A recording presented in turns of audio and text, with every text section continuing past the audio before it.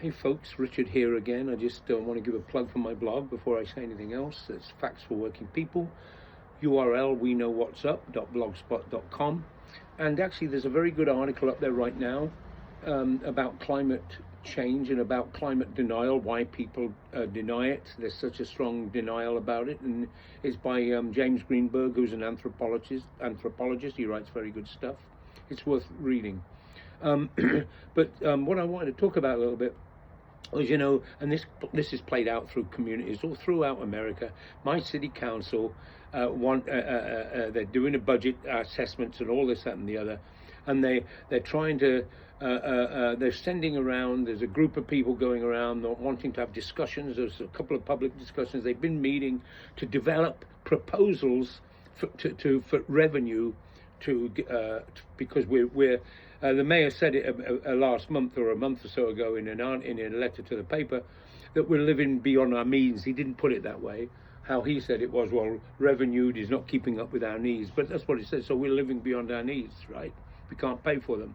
So they're trying to develop a revenue stream, and what that will be. Just from me, for example, there's been close to me, there's a bridge that collapsed. It's been that way a few years now. There's all sorts of infrastructure, and just never mind the homeless stuff and all of that other stuff.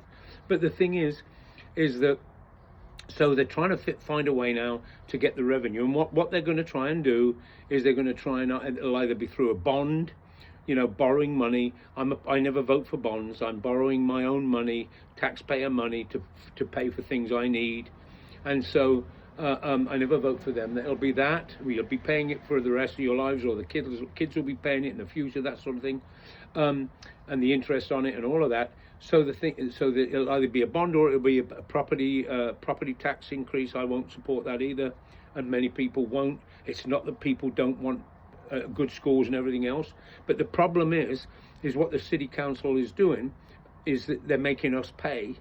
They're making us pay for a crisis not of our own creation. We didn't create this crisis, the people of San Leandro, neither the people of Oakland, neither did the people of New York City, neither the people of a small town in Iowa or a small town in Wisconsin. We didn't create this. Working people and like small business, like your little coffee shop or your barber shop or whatever. We didn't create it. But the members of these municipal bodies, when they get elected, when they want to get elected, right, they're going to fight for you. I'm going to do this. We're strong. I'm different. I'm progressive. I hate that word. And then what happens? Now they're going to come to us, and the reason for it is not what the conclusion that people mistakenly draw, that they're corrupt. I mean, this corruption. It's the same reason the union leaders force concessions on us. It's not corruption. It exists in unions too, but they're not. This is not the problem. The problem is they can't. Everything they do is within the framework of capitalism. They support capitalism, so that they can't possibly, our city council, develop a plan to go after the money in society and the wealth in society, and there's crap loads of it. They can't, because they accept the confines of the capitalist system in their little world. And look at the money. I live in California. It's the fourth largest economy in the world. Fourth largest economy in the world. There are 200 billionaires in California. There's 80 of them. Within 50, 60 miles of where I live, there's 80 of them in the Bay Area here. So there's some money. There's a little example. But outside of that, Biden has given billions of dollars to Israel to shred children. Trump's the same. Then there's Ukraine. Trump he offered 20 billion shamelessly and then 40 billion to Argentina if they'd vote for the guy he supports there. We're bailing them out from a right-wing, laissez-faire lunatic that's running the country now. There's going to be huge uprisings there. But so the problem is not the fact that they're corrupt, it's the fact that they won't go after that money. They don't have a platform that's not, when they run for council, it's always, well, I'll fight for you. I go to church and my wife's great. I'm a Christian. I'm a whatever it is, But they can't escape that trap. And so I was writing about that today, but I wanted to just make a few points about it here because I don't know if I'm having a hard time getting to it. But that's the primary problem. And Mandami will be faced with that problem. So I think I'll have to make it a part two. But I ran for city council. But when I ran for city council, I made it very clear in '96 of Oakland. I ran that I'm running, and I can't get this $10 an hour minimum wage. Many young people said to me, "Can you get me $10 an hour minimum?" I said, "No."